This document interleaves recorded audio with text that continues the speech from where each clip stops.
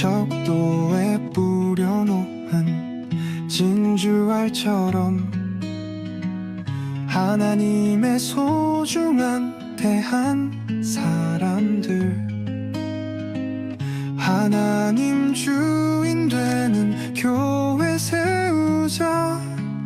하늘 뜻 모아 세운 소망 공동체. 가르침을 받는 자는 말씀을 가르치는 자와 모든 좋은 것을 함께하라. 스스로 속이지 말라. 하나님은 업신여김을 받지 아니하시나니 사람이 무엇으로 심든지 그대로 거두리라. 자기의 육체를 위하여 심는 자는 육체로부터 썩어질 것을 거두고 성령을 위하여 심는 자는 성령으로부터 영생을 거두리라. 우리가 선을 행하되 낙심하지 말지니 포기하지 아니하면 때가 이르매 거두리라. 그러므로 우리는 기회 있는 대로 모든 이에게 착한 일을 하되 더욱 믿음의 가정들에게 할지니라. 샬롬, 반갑습니다. 오늘은 영적인 씨 뿌리기라는 제목으로 함께 하나님의 말씀 나누겠습니다.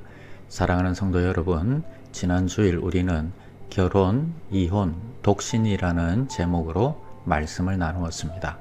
결혼은 사람이 만든 제도가 아니라 하나님이 세우신 언약이고, 이혼은 인간의 마음이 완악해질 때 나타나는 아픔이며, 독신도 하나님 나라를 위해 드려질 수 있는 삶이라고 했습니다. 오늘 갈라디아서 6장은 우리에게 한 가지 중요한 원리를 가르쳐 줍니다. 사람이 무엇으로 심든지 그대로 거둔다는 것입니다. 이 말씀은 가정에도 그대로 적용됩니다. 사랑을 심으면 사랑의 열매를 맺고, 존중을 심으면 존중의 열매를 거두고, 말씀을 심으면 믿음의 열매를 거둡니다. 그러나 분노를 심으면 상처를 거두고, 무시를 심으면 단절을 거두고, 세상의 생각을 심으면 가정에도 세상의 열매가 맺힙니다. 오늘 우리가 붙들어야 할 핵심은 이것입니다. 가정은 오늘 내가 심는 것으로 내일의 열매를 거두는 영적인 밭입니다. 가정은 하루아침에 무너지지 않습니다. 작은 말 하나, 작은 태도 하나, 작은 선택 하나가 계속 쌓이다가 어느 날 열매가 되어 나타납니다. 배우자에게 함부로 말하는 것, 자녀의 마음을 분노하게 하는 것, 말씀보다 세상의 기준을 따라가는 것, 내 감정대로 반응하는 것, 그것이 계속 심기면 부부 사이의 대화가 끊어지고 자녀의 마음이 다치고 감사보다 원망이 많아집니다. 사랑하는 성도 여러분, 세상은 우리에게 계속 다른 씨를 뿌리라고 말합니다. 자신의 행복이 제일 중요하다. 불편하면 끊어버려라. 손해보지 말고 너부터 챙겨라. 그러나 하나님의 말씀은 다르게 말합니다.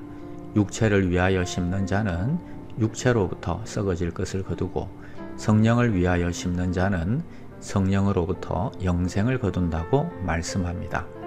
믿음의 가정은 가정 안에 하나님의 나라가 이루어지길 소원하는 것입니다. 교회는 다음 세대에게 말씀의 씨를 뿌려야 합니다.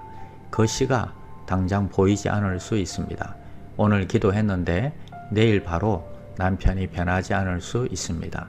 오늘 말씀을 심었는데 당장 자녀가 달라지지 않을 수 있습니다. 그러나 갈라디아서 6장 9절은 말씀합니다. 우리가 선을 행하되 낙심하지 말지니 포기하지 아니하면 때가 이름에 거두리라. 오늘 선택하는 용서 하나가 무너진 관계를 다시 세울 수 있습니다. 사랑하는 성도 여러분, 우리 가정이 세상의 씨를 뿌리는 가정이 아니라 성령의 씨를 뿌리는 가정이 되시기를 바랍니다. 당장 열매가 보이지 않아도 포기하지 마십시오. 하나님은 심은 것을 반드시 거두게 하십니다.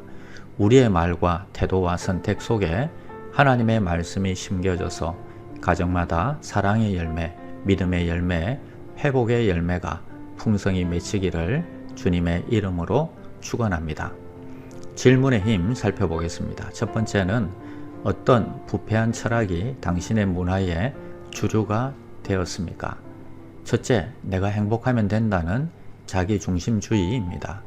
오늘 문화는 결혼, 가정, 신앙까지도 내 만족을 기준으로 판단하게 만듭니다.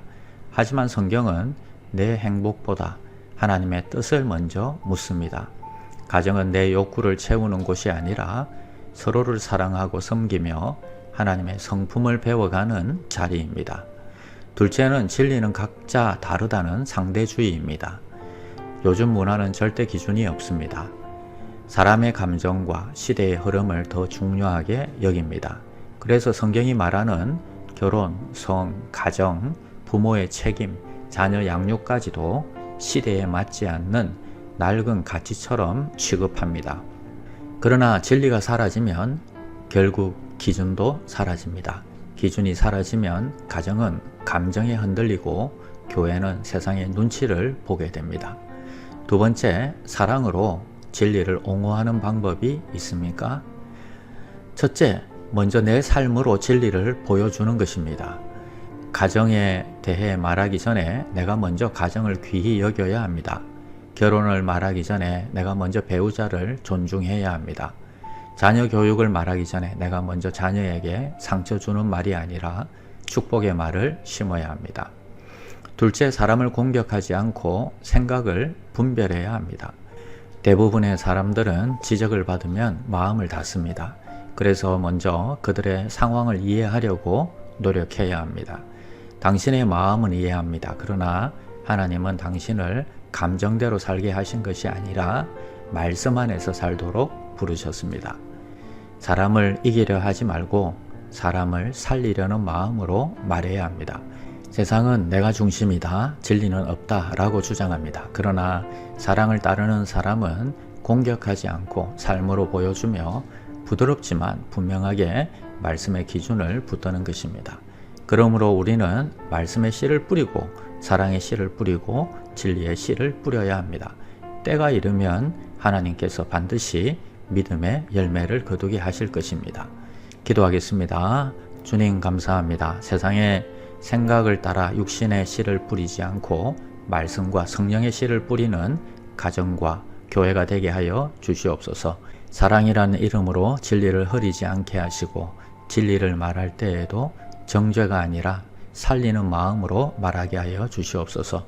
우리의 말과 선택과 삶 속에 믿음의 씨앗이 심겨 가정과 다음 세대에 거룩한 열매가 맺히게 하여 주시옵소서. 선을 행하다가 낙심하지 않게 하시고 때가 이르면 하나님께서 반드시 거두게 하실 것을 믿고 끝까지 순종하게 하여 주시옵소서. 예수님의 이름으로 기도드립니다. 아멘. 나는 죽었습니다. 제가 주인이 아니고 예수님이 저의 주인이십니다. 예수님은 십자가에서 죽으시고 부활하셨습니다. 부활하신 예수님을 가슴으로 만나서 따라가며 간증합니다. 사랑하는 가족과 함께 영광스러운 승리를 노래합니다.